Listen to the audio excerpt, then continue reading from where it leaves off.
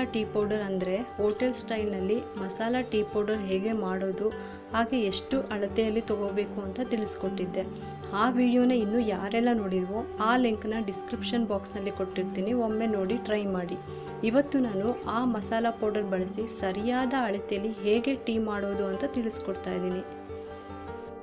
ಸ್ಟವ್ನ medium ಫ್ಲೇಮ್ನಲ್ಲೇ ಇಟ್ಟು 2 ಚಿಕ್ಕ ಲೋಟದಷ್ಟು tea ಮಾಡ್ಕೊಳ್ಳೋದಕ್ಕೆ ಹಾಲನ್ನು ಹಾಕೊತಾ ಇದ್ದೀನಿ.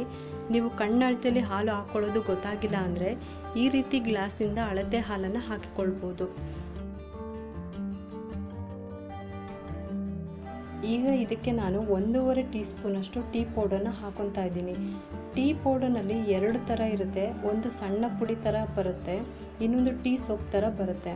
ಟೀ ಸೊಪ್ಪಿದ್ದರೆ ಜಾಸ್ತಿ ಹೊತ್ತು ಬೇಯಿಸೋ ಅವಶ್ಯಕತೆ ಇರೋದಿಲ್ಲ. ಟೀ ಪುಡಿ ಇರುತ್ತಲ್ಲ, ಅದನ್ನು ಹಾಕಿದರೆ ನೀವು ಟೀನ ತುಂಬ ಹೊತ್ತು ಬೇಯಿಸ್ಕೊಳ್ಬೇಕಾಗುತ್ತೆ. ತುಂಬ ಜನ ಮೊದಲಿಗೆ ನೀರು ಹಾಕಿ ಕೊನೆಗೆ ಹಾಲನ್ನು ಹಾಕಿ ಟೀನ ಮಾಡ್ಕೊಳ್ತಾರೆ. ಹಾಗೆ ಕೂಡ ಮಾಡ್ಕೋಬೋದು. ನೀವು ಈ ರೀತಿ ಕೂಡ ಮಾಡಿಕೊಂಡ್ರೆ ಮೊದಲಿಗೆ ಮಸಾಲ ಪುಡಿನ ಹಾಕೋಬಾರ್ದು. ನಾವು ಇನ್ನೇನು ಸೋಸ್ಕೊಳ್ತೀವಲ್ಲ ಆ ಟೈಮ್ನಲ್ಲಿ ಮಸಾಲ ಪುಡಿನ ಹಾಕೋಬೇಕಾಗುತ್ತೆ. ಟೀ ಒಂದು ಕುದಿ ಬಂದಮೇಲೆ ಸಕ್ಕರೆ ಹಾಕೊತಾ ಇದ್ದೀನಿ. 2 ಗ್ಲಾಸ್ ಟೀಗೆ 3 ಸ್ಪೂನಷ್ಟು ಸಕ್ಕರೆ ಹಾಕೊತಾ ಇದ್ದೀನಿ.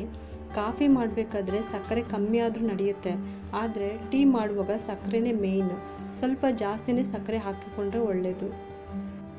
2 ಕುದಿ ಬಂದಮೇಲೆ ಅಂದರೆ ಟೀ ಎಲ್ಲ ಚೆನ್ನಾಗಿ ಬೆಂದಮೇಲೆ ಇನ್ನೇನು ನಾವು ಇಳಿಸ್ಕೊಳ್ಬೇಕು ಅನ್ನೋ ಟೈಮ್ನಲ್ಲಿ ನಮ್ಮ ರೆಡಿಯಾಗಿರುವ ಮಸಾಲೆ ಟೀ ಪೌಡರ್ನ ಹಾಕೋಬೇಕಾಗುತ್ತೆ. ನಾವು ರೆಡಿ ಮಾಡ್ಕೊಂಡಿರೋ ಮಸಾಲ ಟೀ ಪೌಡರ್ನು ಕೂಡ ಜಾಸ್ತಿ ಕೂಡ ಯೂಸ್ ಮಾಡಬಾರ್ದು. ಇಲ್ಲಿ ಜಸ್ಟ್ ಒಂದು 1/4 ಟೀ ಸ್ಪೂನಷ್ಟು ಹಾಕೋಬೇಕು ಅಷ್ಟೇ. ನಾವು ಹಾಕೊಂಡಿರೋ ಟೀ ಸೊಪ್ಪೆಲ್ಲ ಸ್ವಲ್ಪ ಚೆನ್ನಾಗಿ ಬೇಯಲಿ. ಈಗ ನಾವು ಹಾಕೊಂಡಿರೋ ಟೀ ಸೊಪ್ಪೆಲ್ಲ ಬೆಂದಿದೆ. ಈಗ ನಾನು ಮಸಾಲ ಪುಡಿನ ಅಂದರೆ 1-2 ಚಿಟಿಕೆ ಅಷ್ಟು ಸಾಕು, ಏಕೆಂದರೆ ನಾವು ಸಾಂಬಾರು ಮಾಡ್ತಿಲ್ಲ. ಮಸಾಲ ಹಾಕಿ ಒಳ್ಳೆ ಒಂದು ಪರಿಮಳ ಬರುವಂಥ ಹಾಗೆ ಒಂದು ಒಳ್ಳೆ ಮಸಾಲ ಟೀ ಮಾಡಿದರೆ ಸಾಕು. ಈಗ ಈ ಟೀ ರೆಡಿಯಾಗಿದೆ. ಈಗ ಸರ್ವ್ ಮಾಡ್ಕೊತಾ ಇದ್ದೀನಿ. ಮತ್ತು ನಾನು ಇನ್ನೊಂದು ಸಲ ಕೂಡ ಹೇಳ್ತಾ ಇದ್ದೀನಿ, ಮಸಾಲ ಟೀ ಪೌಡರ್ ನಾವೇನು ಇಳಿಸ್ಕೊತೀವೋ ಆ ಟೈಮಲ್ಲಿ ಆ ಪುಡಿನ ಹಾಕೋಬೇಕಾಗುತ್ತೆ. ಈಗ ರೆಡಿಯಾಗಿರೋ ಟೀನ ನಾನು ಸರ್ವ್ ಮಾಡ್ಕೊತಾ ಇದ್ದೀನಿ. ನನಗಂತೂ ಟೀ ಕಾಫಿ ಬಿಟ್ಟು ಇರೋದಕ್ಕೆ ಆಗೋದಿಲ್ಲ.